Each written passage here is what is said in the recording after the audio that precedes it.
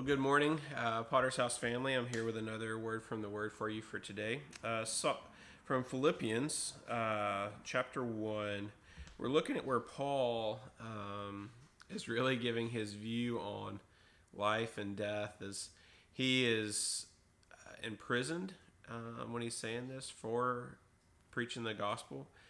He's going to possibly face execution for that. And he's mulling these things over. And he writes this to the Philippians. For I know that through your prayers and the help of the Spirit of Jesus Christ, this will turn out for my deliverance. As it is, my eager expectation and hope that I will not be at all ashamed, but that with full courage, now as always, Christ will be honored in my body, whether by life or by death. For to me to live is Christ, and to die is gain. If I am to live in the flesh, that means fruitful labor for me. Yet which I shall choose I cannot tell. I'm hard pressed between the two. My desire is to depart and be with Christ, for that is far better. But to remain in the flesh is more necessary on your account. Convinced of this, I know that I will remain and continue with you all for your progress and joy in the faith, so that in me you may have ample cause to glory in Christ Jesus because of my coming to you again. And so, what's Paul saying here? He's saying, hey, because of your prayers for me, I know without a doubt I'm going to be released. I'm going to be delivered from this imprisonment.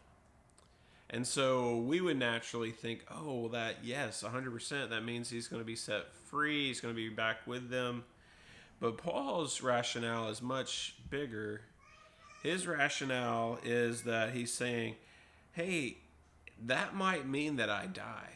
I might be delivered from this imprisonment through death. And if so, that's better for me. That's better for me because that means that I get Christ. That means I get heaven. That means I get to be in his presence.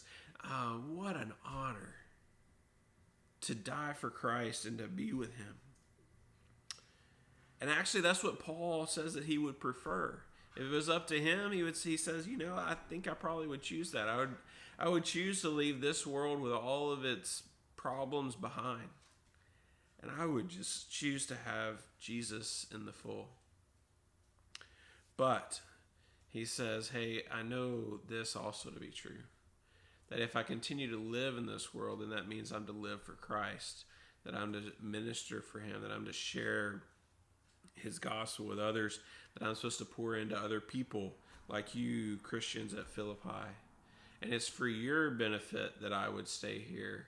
And so I see it as, yes, that is of such a need that I'm sure that God's going to leave me here so that I can continue my ministry and continue to build up his kingdom and continue to teach, continue to preach, and continue to share the gospel.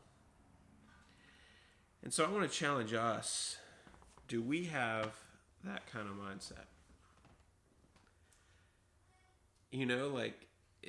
Do we fear death?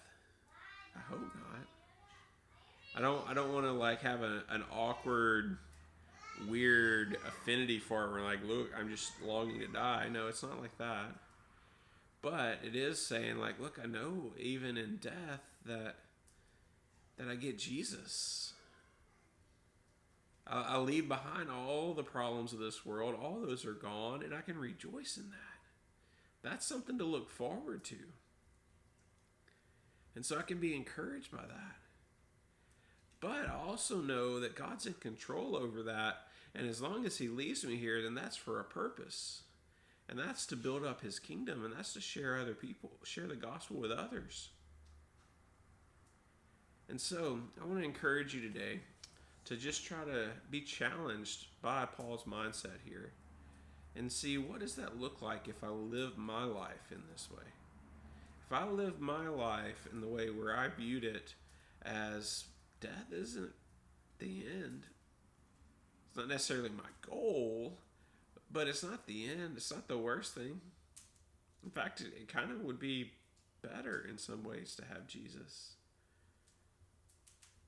What would that look like in the way that you live your life, in the way that you spend your time day to day?